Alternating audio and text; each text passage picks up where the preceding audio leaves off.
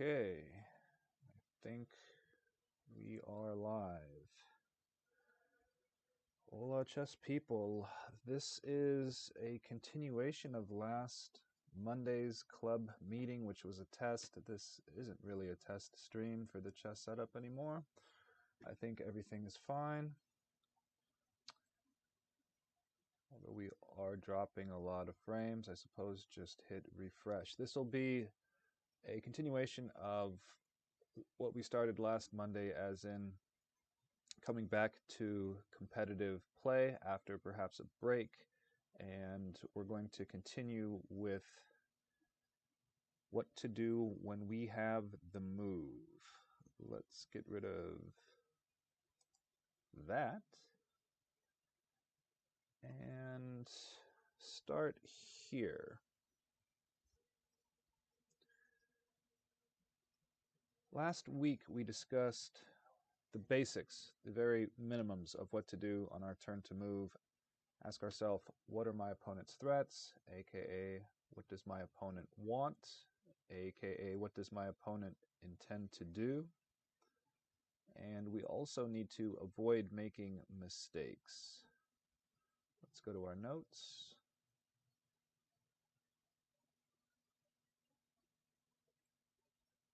Threats and blunder check.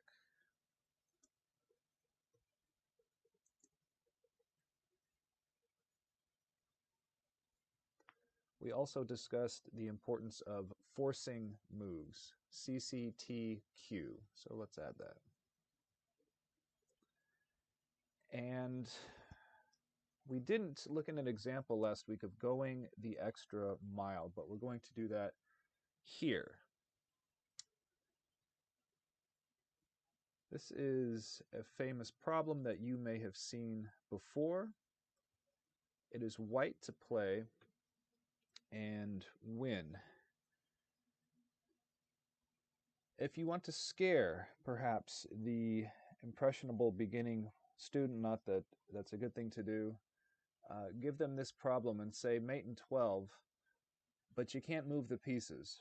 You're going to have to do it in your mind. They may be frightened, but this problem is effective in demonstrating the potential of the mind's eye. You have to visualize moves without them actually having been played. And going the extra mile means if you're looking at a forcing move, followed by another forcing move, followed by another forcing move, followed by another, so on and so forth, you go until you reach a position where there are no forcing moves, and evaluate that position. See what you have there. So this is white to play, and we're not going to move the pieces. We're going to visualize the moves, but I am going to highlight them on the board with the mouse and the arrows, but we're not going to physically move the pieces. So white to play, does black have any threats? Yes, black is threatening to promote the B pawn. White will not allow that. You're not going to take, of course, because the king would take and then they'll promote the A pawn. White does not want black promoting either pawn. So how do you stop black from promoting? Cannot capture, but you can immobilize. Immobilize. The threatening piece is the B pawn.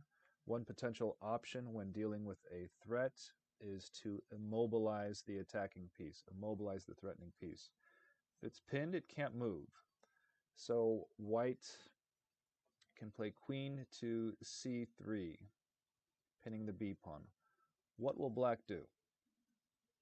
Can't move the pawn, so they have to play king B1, threatening to promote the A pawn. White will not allow that, so white will do what?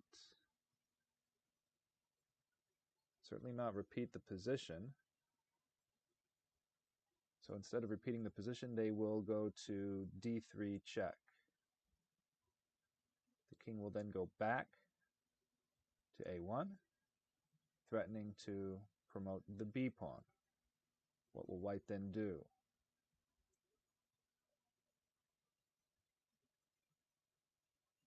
Queen e4.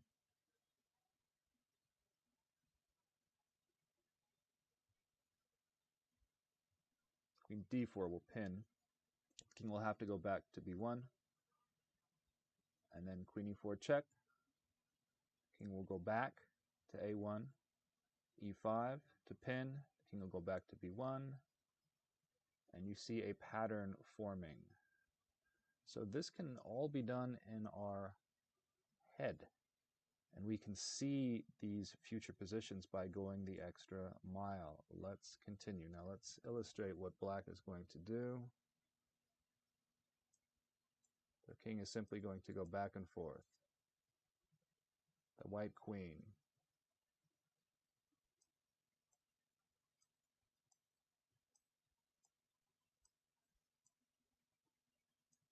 And we're pinning. They go back. Check. King goes to a1. Pin the pawn to the king. King goes back to b1. You give check. They go back to a1, threatening to promote the b pawn. You pin it. They go to b1. You give check. They go back to a1, and what do you do here? Do you give queen h1 checkmate just yet? No, because they will promote the b pawn and block the check. So you pin the b pawn to the king. Their king will go to b1, and then after taking the staircase up with a little finesse to go to the top via the stairs, take the elevator down. So we haven't played a single move. We have not yet played a single move, but we can visualize this resulting position in our head. Let's go to the notes after we see if this actually works.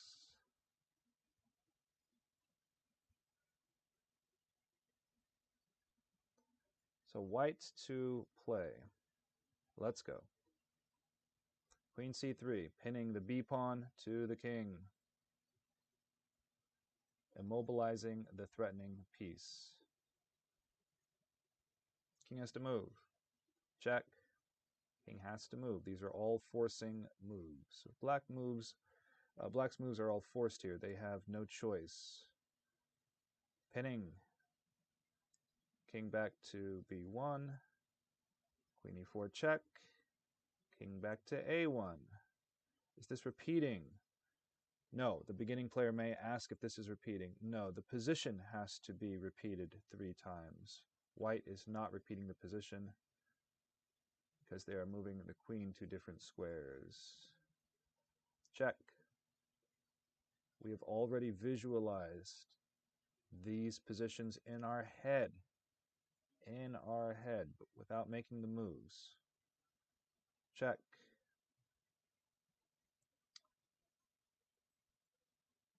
And here, you cannot play queen h1 just yet because they will promote the b pawn. So, the queen pins, the king must go to b1, and now the queen gives checkmate. This was the first of the staircase problems. Staircase, pattern recognition, very important. So let's go to our notes. Let's just write down, go the extra mile. If you're looking at a forcing move followed by another forcing move followed by another forcing move, you go down that line of forcing moves to find the truth as to whether or not the initial forcing move is helpful.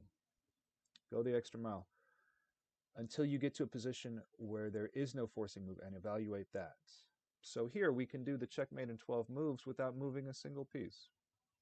Go the extra mile, and let's write down pattern recognition.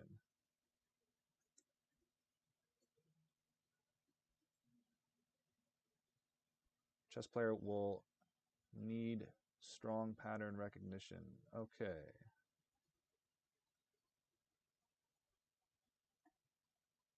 Going the extra mile. All right.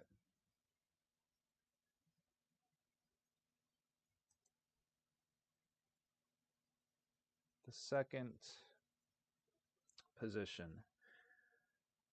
Here, we're going to add more information to use on our turn to move and also on their turn to move, but we're still talking about on our turn to move. We're going to discuss piece interactions. Piece interactions. Let's write these down.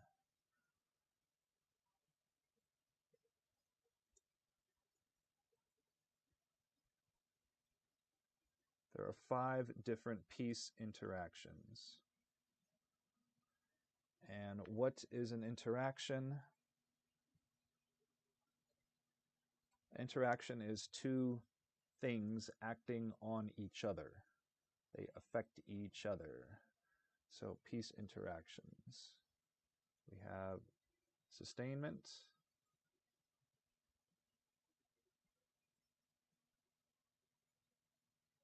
We have limiting. And I call it shielding, interposition, defending. I'm going to list them all.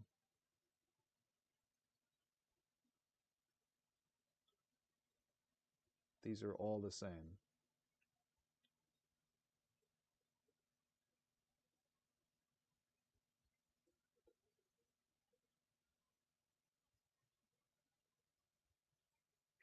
And these are between allies. So one ally will sustain another, one ally will limit another, and so on. And the last 2 are between the armies.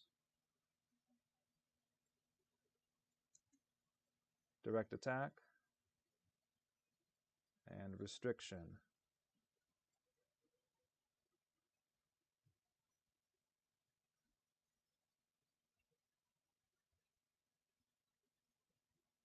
So let's go through these here. We're going to start with sustainment. One ally sustains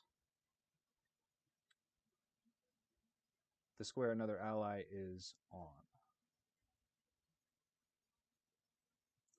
Let's mark these in green. We're going to do sustainment. So, queen.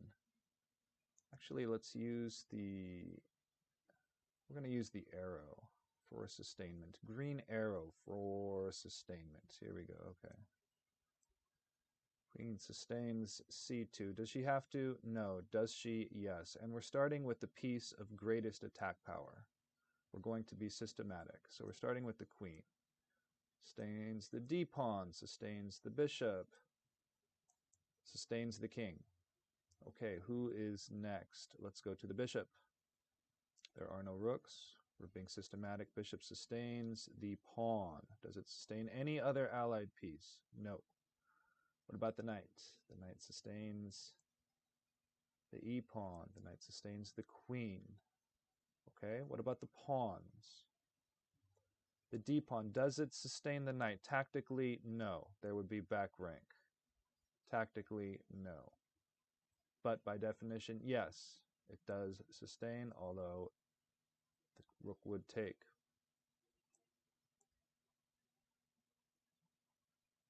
What about the king? Does it sustain? Yes, king sustains the f-pawn, the g-pawn, and the h-pawn.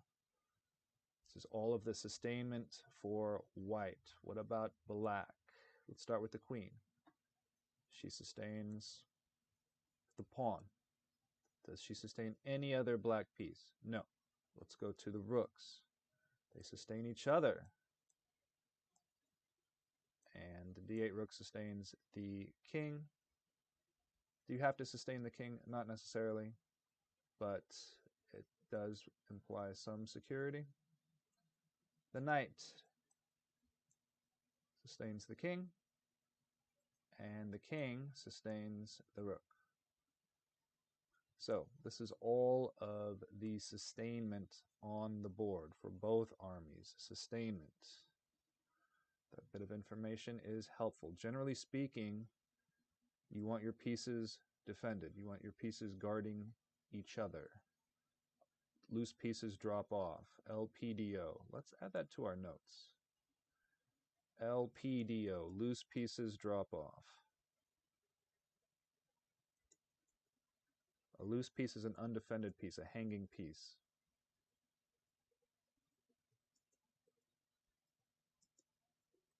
Drop off meaning they come off the board.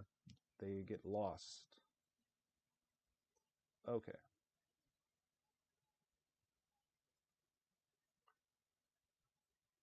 We're going to look at limiting now. Limiting. Limiting. One ally is in the way of another ally's movement. Limiting. So let's use yellow. How about yellow? Let's start with black this time. Is the queen limiting any allies? No. What about the rooks? Well, they limit each other. This rook is limited by this rook. The A8 rook is limited on D8. The D8 rook is limited by the king and is also limited by the A8 rook. Cannot move to A8 or E8 because these pieces are in the way. Is the knight in anybody's way? No. Is the king in anybody's way? Yes.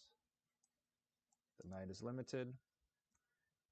The pawn, is it limiting anything? Yes. The queen cannot move to E5 because its ally is in the way. The pawn is limiting the queen. Now, not all of these moves are beneficial, not necessarily, but they are being limited by their ally. Let's look at the white limiting. Let's do it a little differently here. Instead of what are they limiting, what are they limited by? The queen is limited by the pawn on D2 and on C2, by the bishop on the first rank, and also she can't go to H1 or G1 because of the king. Limited. The bishop is limited by the D pawn. The knight is limited by the pawn on E4 and the queen. The C pawn is limited by the knight. Tactically, this pawn cannot move, but in terms of limiting, is it limited by any black pieces? No, it can move. This is not limiting. One army does not limit the other. This would be restriction. We'll get to that later. This pawn is restricted, cannot move. The king may not move to G2. This F pawn wasn't there. It wouldn't be able to move to F2. And the king is also limited by the H pawn. So this is all of the limiting. Limiting. One ally is in the way of another ally's movement.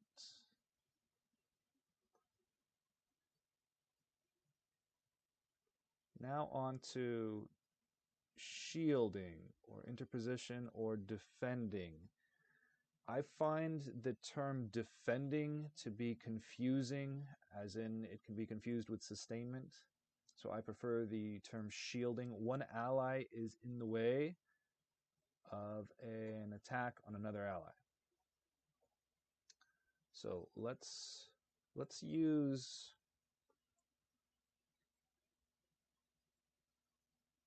green again. One ally is shielding another ally. Okay.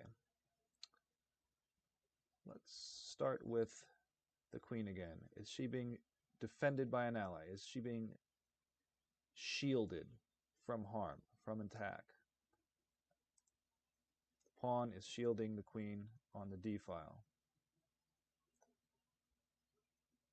Do these C file pieces shield the bishop? Yeah. They don't have to, but they do.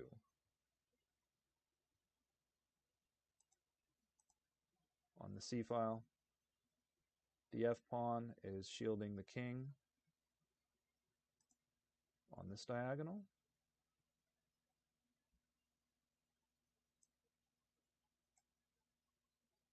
And let's add this arrow as well. Fancy. Any other shielding?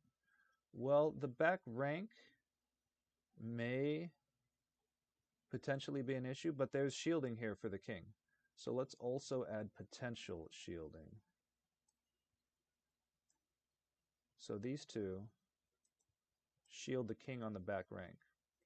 And what about the G2 pawn? It's only guarded by the king. What if there was some sort of attack?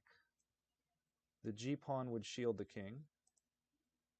And is the G2 pawn shielded by anything potentially? Yes, the E pawn can shield the G pawn on the diagonal potentially.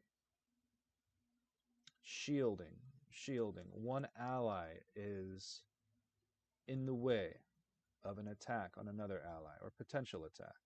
What about black? Is there any shielding going on? Yes. The queen, does she shield the pawn?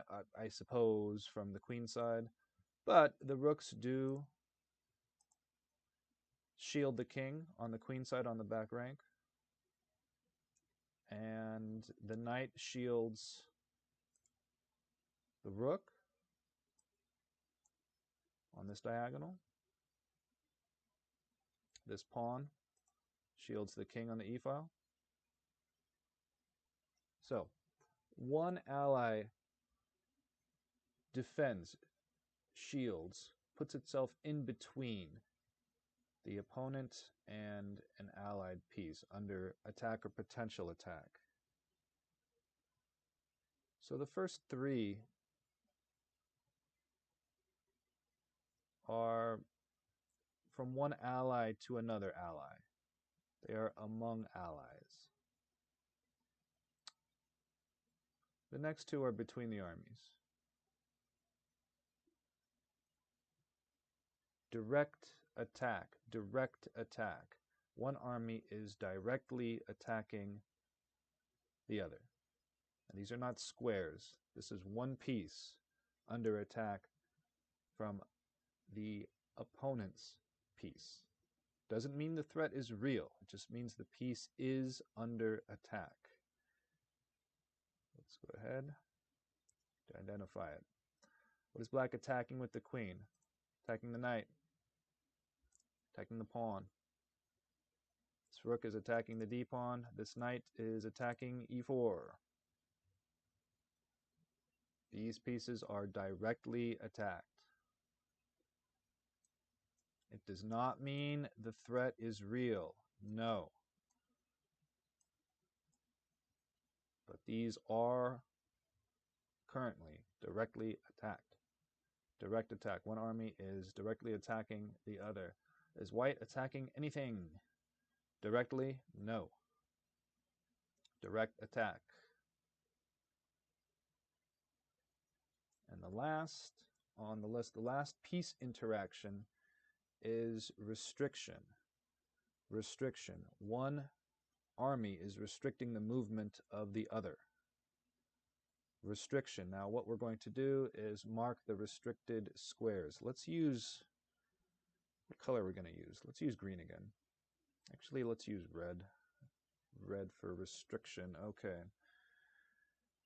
Restriction, where pieces may and may not go. Let's start with this queen. Can this queen go to h5? No. h5 is mutually restricted, as is g4. The knight and the queen restrict each other. Now the g pawn may move to g4. But can the queen go to g4? No. Can the queen go to h5? No. Can the knight go to h5? No. Can the knight go to g4? No. Restricted. What about the black queen? What is she restricted by? Can she go to e3? No. Can she go to f2? No. Restricted. Restricted. This queen's movement here. Restricted. restricted. Tactically, she can take. This is not restricted. Let's illustrate this. Restricted, restricted, restricted, and restricted.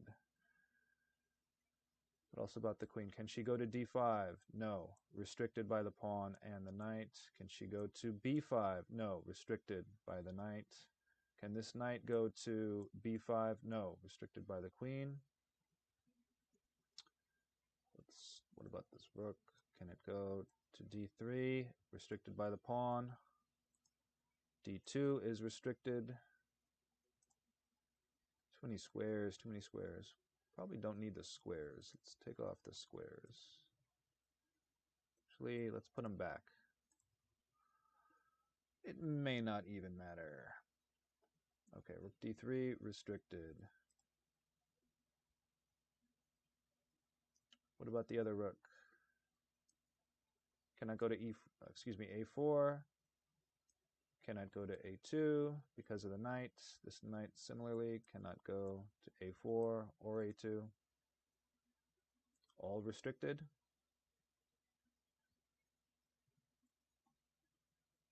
Bishop cannot go to a3. The queen may not go to a3. Restricted. These pawns restrict each other on the e-file. They are stopping each other's movement. Let's see, pawn d4 restricted. Pawn d3 restricted. This knight comes off the board. Is there any other restriction? e4, this knight may not go and capture e4 because of this knight. This knight may not go to d5 because of the pawn. Any other restriction? So one army restricting the movement of the other army. Restriction. Now these piece interactions are something to keep in mind. You don't want a bunch of hanging pieces. Ideally, on a good day, you would have no hanging pieces. You don't want a traffic jam, a bunch of allies in the way of other allies. You want your pieces to have choices for movement, options. Shielding, interpositioning, defending. You do not want a high value target vulnerable.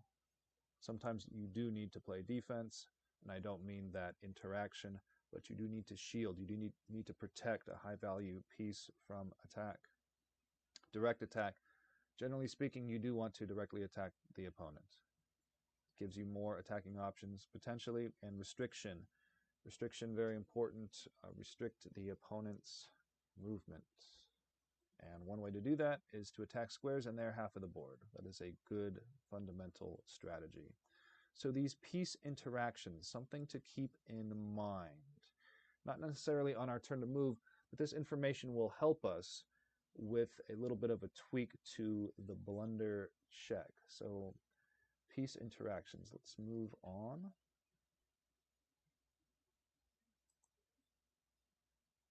And we're going to update our blunder check. Now we covered the blunder check last week. So let's type our new and improved blunder check.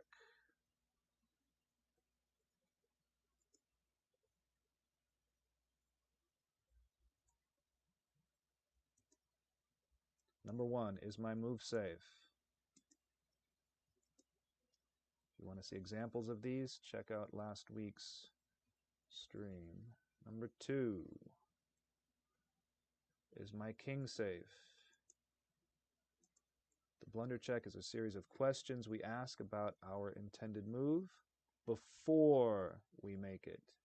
If it passes, it is not a blunder, and if you don't make any mistakes, you can't lose. Number 3, does my opponent have any tactics?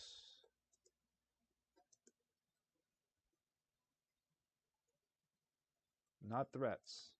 Number 3, does my opponent have any tactics? Number 4, we're going to tweak. We're going to have number 4 become number 5. Number 4.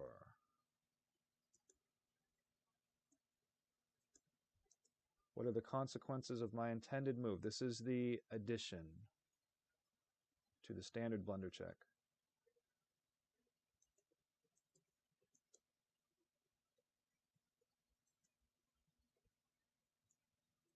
And now number 5. Is everything else okay?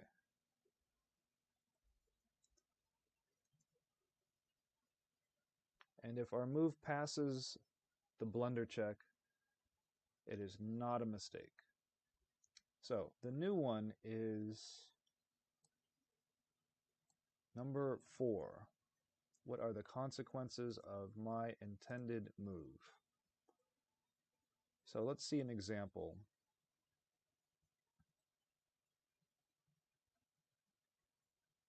Let's say we have e4, c6, a Caro-Kann defense, and let's have an advance. Bishop f5, bishop f5. Let's go ahead and play the move to illustrate the example.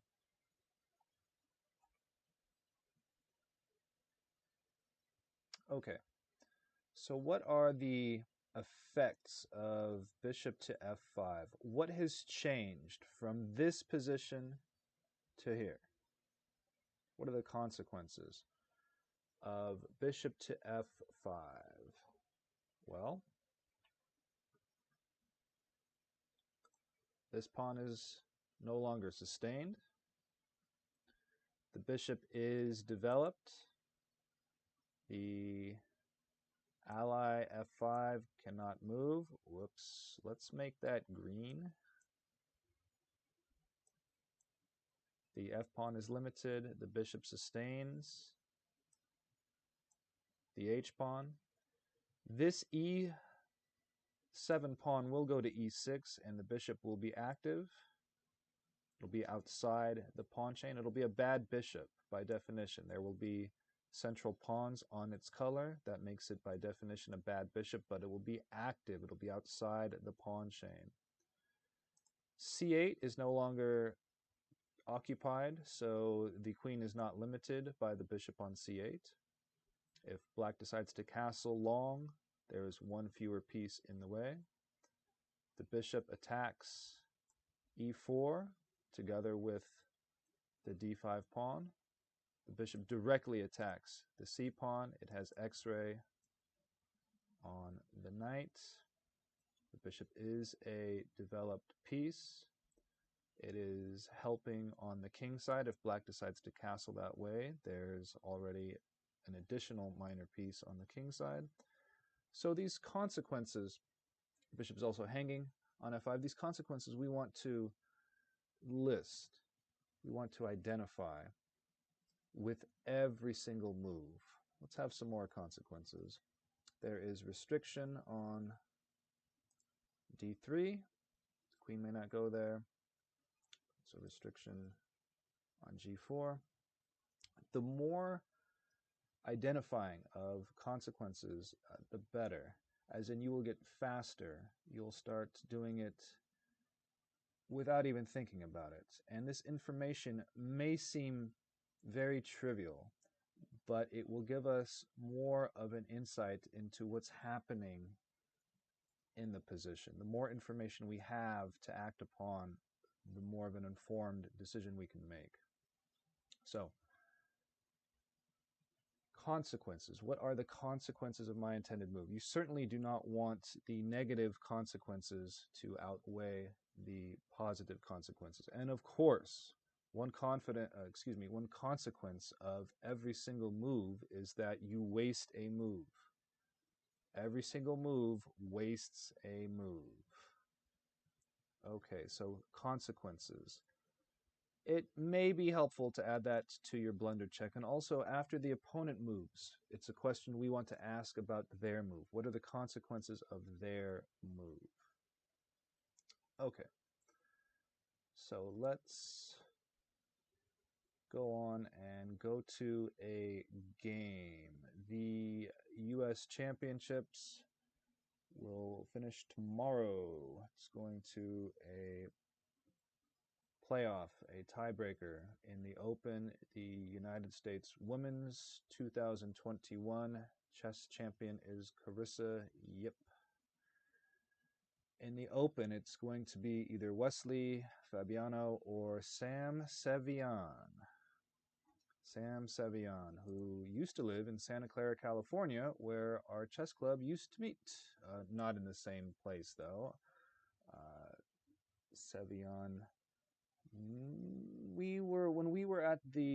before we were there at our Santa Clara location, we used to have a chess class meet in the library in San Jose, and we were interested in doing a simul at the library, and the first player we reached out to was Sevian when he was probably 9, and we wanted to know if he wanted to do a blindfold simul, and it would have been about 4 players, say, 1500 strength or so, and we ended up not going forward with it, but he would have been able to do it, and that was pretty neat. We ended up getting my coach to give a regular simul, and I think we threw 40 boards at him, and that was a lot of work.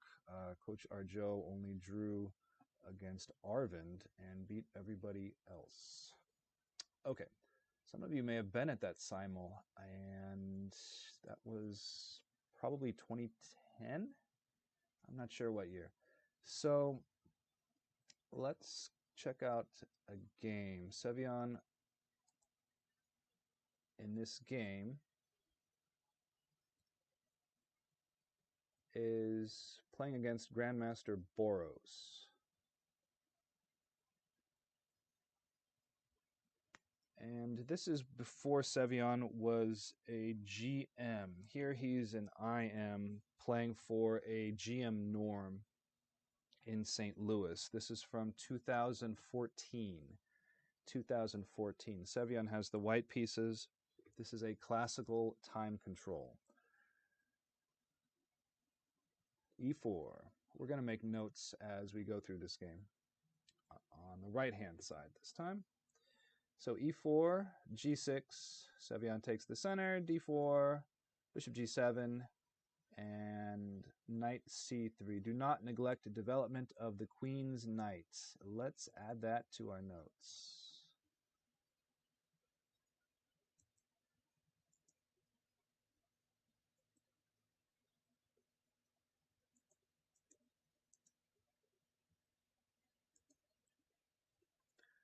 The knight is a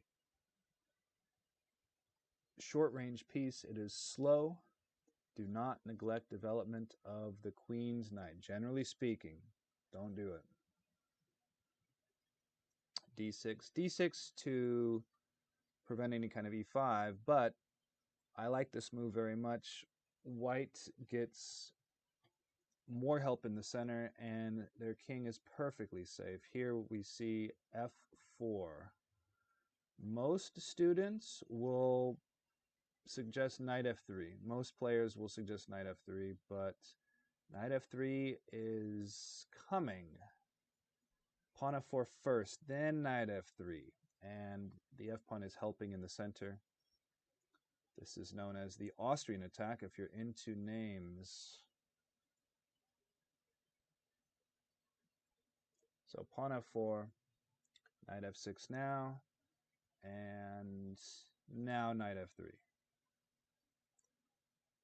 The beauty of pawn F4 is that it allows white to play E5, period. And there's nothing black can do about it. Unless, of course, black plays E5 himself, but that's dropping material. So here we see black castle. And we're already in the middle game. Black has castled. We are now in the middle game. Sevian starts to go after the king. You can't go after the king just yet. What are the targets? Well, you've got this knight guarding the king, you've got this pawn sticking out, and you've got a bishop.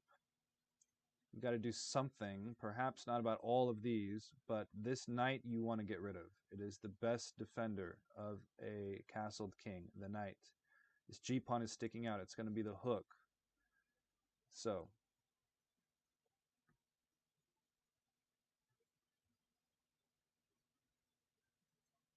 here, we see pawn e5. And this is starting to open lines of attack to the opponent's king, removing the defender of the king. If black decides to take, let's say pawn takes, the f-pawn will take, the f-pawn will take, and this knight gets biffed. It still has to leave. So this is the strength of this pawn helping, this f-pawn helping in the center. This doesn't happen in the game. Instead, the knight simply moves and is no longer in front of the king. So remove defenders of the king.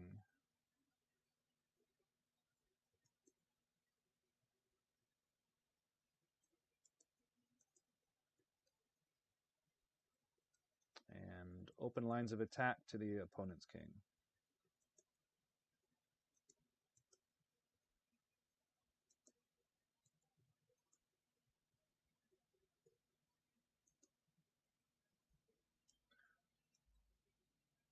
Let's just add the K.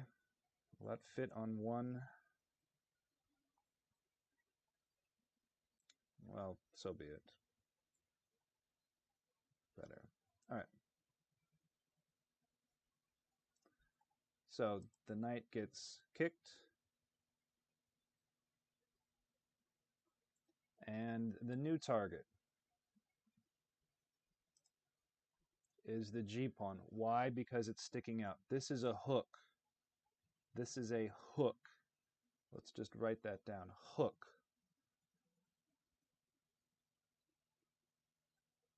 What do you do with a hook? You grab onto it and rip open lines of attack. So how do you grab onto a g-pawn? If black plays g6, what are we thinking? It means we're thinking h4, h5, and that pawn is going to get out of the way, and here comes the rook. The rook is going to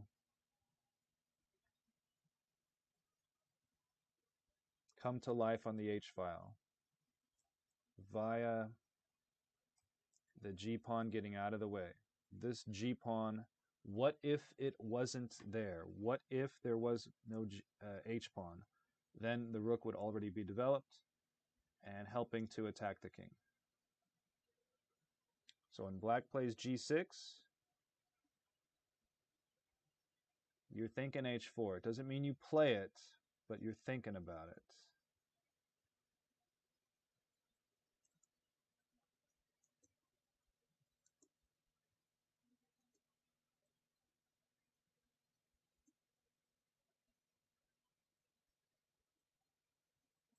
And this is when their king is short, when their king goes short. All right?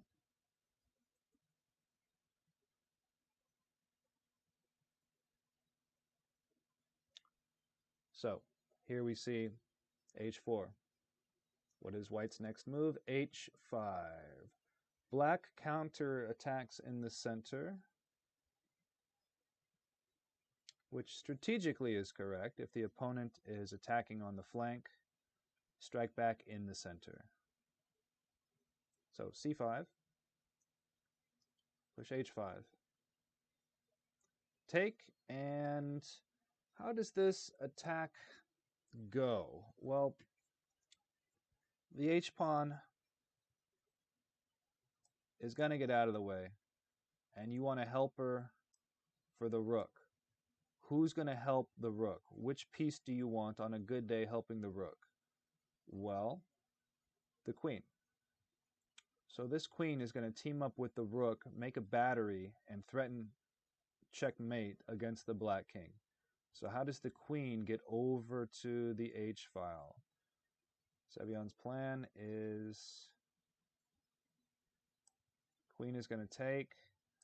She's going to go either to F2, maybe to G1, and then she's going to go to the H file. Team up, make a battery with the rook, and then threaten checkmate. So here we see the queen take the pawn. The queen take the pawn.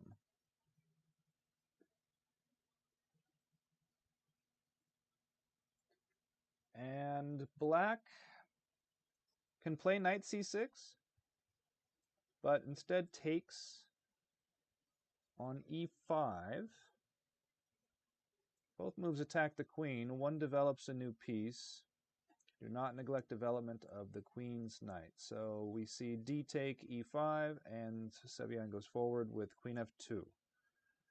So it is quite clear now what he's doing. This queen's going to h4. This pawn will take, and checkmate will be threatened on the h file. So black wants to trade off queens. He plays queen b6. Should white trade queens?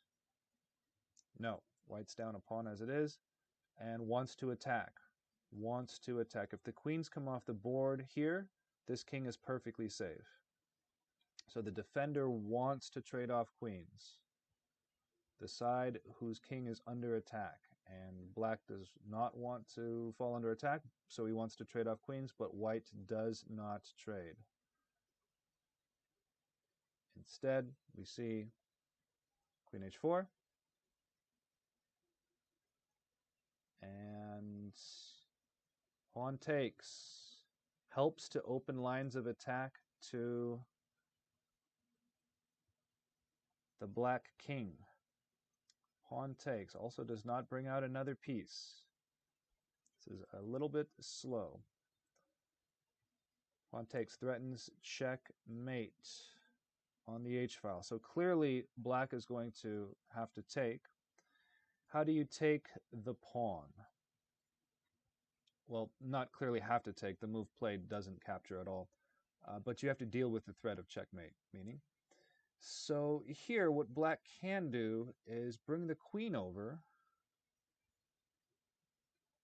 It brings over another defender. This move is not played in the game, but queen g6 brings another defender to the king.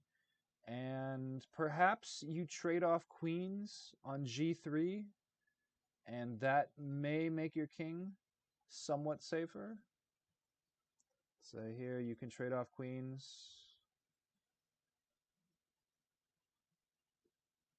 And you're still in this game. I don't know where this bishop goes, but you're still in this. So queen g6. If the pawn takes, this gets very messy very quickly for black. This is entirely losing. White is winning in this position.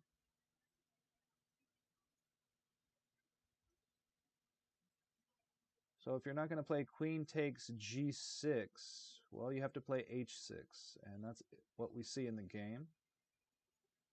Pawn h6. And there's different ways you can play this. I like the attitude that we see here in terms of the move. This is a very energetic way to proceed. You can take the pawn on f7 and try to grind down the game further. We don't see that. Here, you can play pawn takes, the rook will take. If you pin, the e-pawn will interpose itself on the diagonal sustained by the queen, and I don't know what you do from here, but Sevian declines to go down this line and instead wants more help. Now, how do you get to the king? How do you get to the king? What's the target? The h-pawn. You can't take it with the queen, at least not just yet. So you need a helper. Who can be brought to attack the h6 pawn? Well, you've got a bishop. Now, does it have to guard the b pawn? It does sustain it, but what Sevian wants is more oomph with this attack. He needs another helper. So here we see bishop takes f4, giving up the b pawn, and if the b pawn falls, the knight or the rook falls as well. One of these is going to fall if the queen decides to take. And now the bishop, of course, is directly attacking the h-pawn. And once this pawn is gone, there'll be no stopping white on the h-file, unless black brings over defensive resources, which black does have. And let's do this. Okay. So bishop takes f4. Queen takes b2.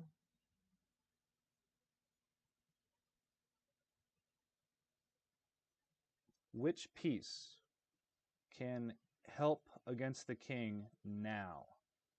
This rook is out of play.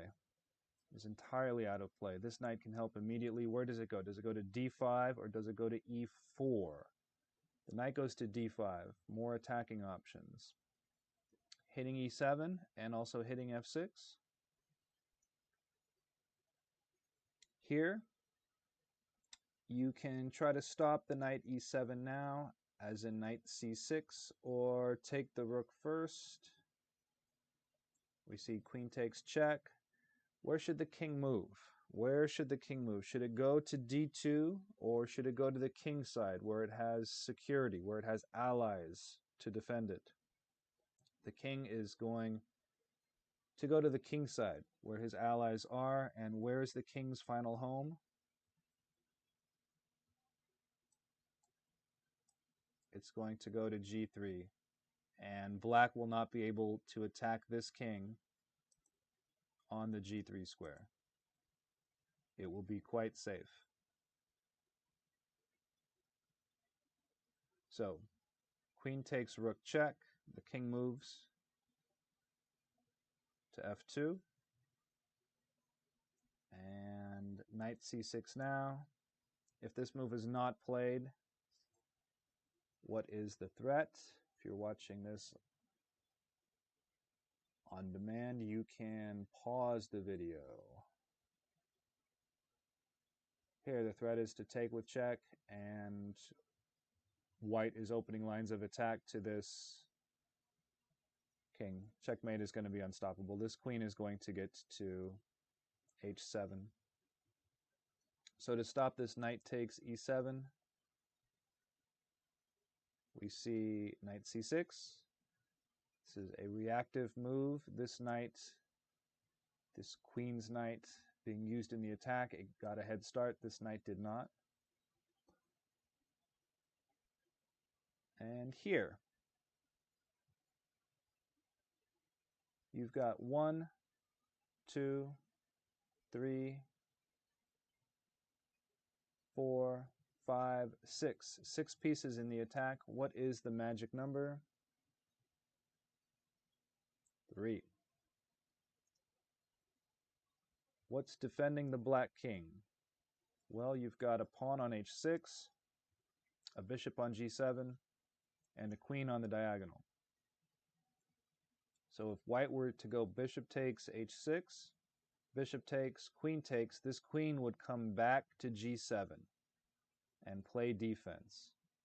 So white wants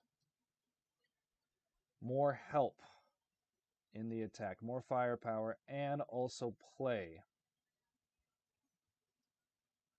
So this bishop, does it go to b5? Well, if you want to make sure you have your attack,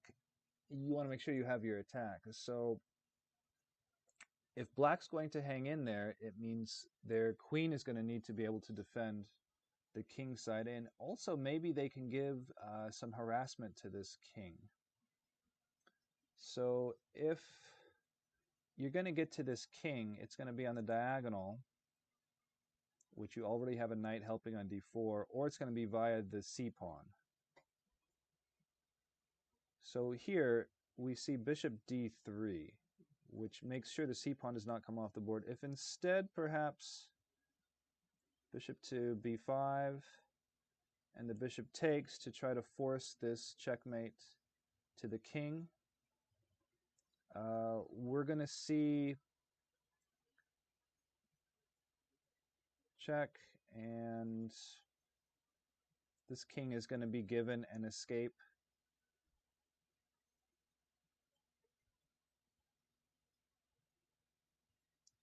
So bishop d3 helps on the king side and discovers an attack.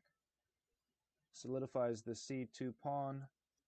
This queen has to stay on the diagonal. She has to be able to get to g7. If she's on g7, she can stop any kind of checkmating idea with queen h7. So she has to stay on the diagonal. She can't go to f6. It's restricted by the knight. She can't go to e5, restricted. She can't go to d4, restricted. She can't go to c3, restricted. She cannot stay on a1. She's restricted. So she has to go to b2. And this is a terrific move by Sevian. He needs to get the queen off of the diagonal, and then he can take on h6. So he needs to directly attack the queen, who can do it and still participate in the attack. The bishop retreats. Very nice. Yes, I just now saw the chat. Yes, bishop c1, very nice. This is a blind spot for many players. Didn't we see bishop c1 like 2 weeks ago in a Friday class with the Kasparov-Anderson test stream? I think we did. We saw it there. Bishop c1. And let's mark all of the pieces helping in this attack. We've got 1, 2, 3, 4, 5, 6, 7. 7 against 1. You can count the pawn as 1 if you like, and the queen cannot stay on the diagonal. She has to leave, and best is to try to hang in there by giving the material back. And the only way to do that is to take the bishop. We don't see that in the game. If the queen were to take, of course the rook would take, and then you try to give the king an escape square. This gets pretty messy, but you can still play. Black can try to play this out. White is winning. If you don't give it back, the queen takes on a2, which is what we see in the game, and now there's too much force. This type of attack is how Kasparov would approach an attack.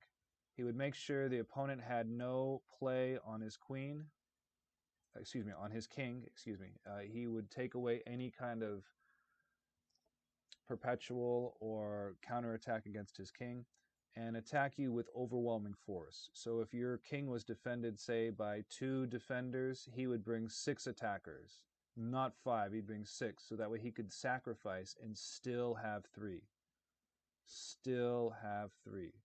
So make sure you always have 3. So if you bring more, if you bring 4 or 5, here Sevian is bringing 7. So he is guaranteed to have 3. Now you don't need to see the attack ahead of time. It'll unfold. And of course, if you're calculating the forcing moves, you'll find the attacks with that much overwhelming force. So this queen is now deflected. She is no longer defending the black king side. So now Sevian removes the h-pawn. Black is losing no matter what. In the game we see knight b4. Remove defenders of the king. Remove defenders of the king.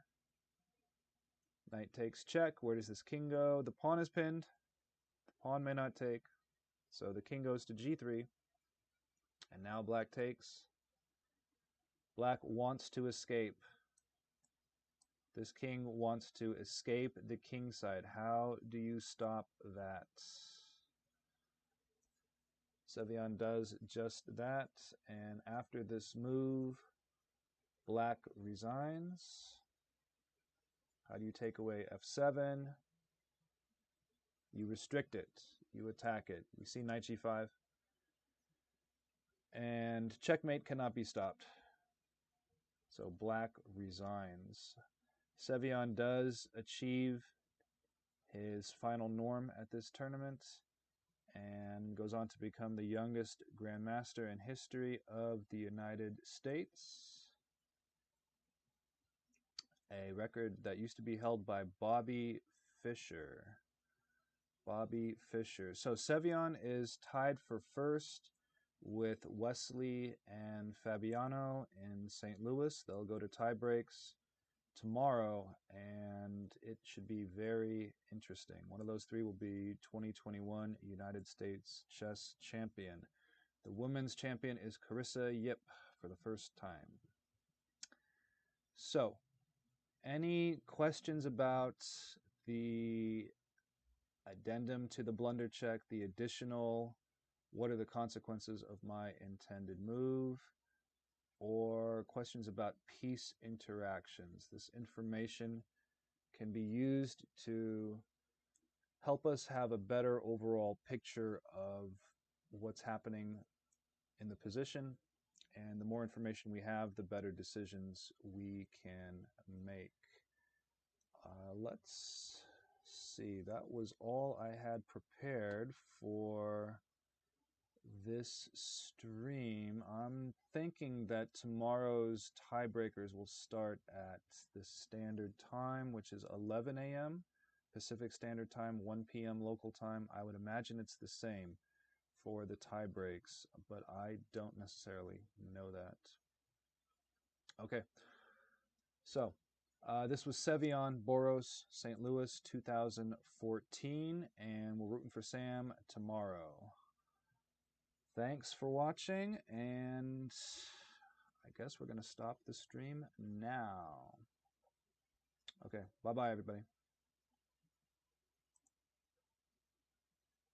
You're welcome.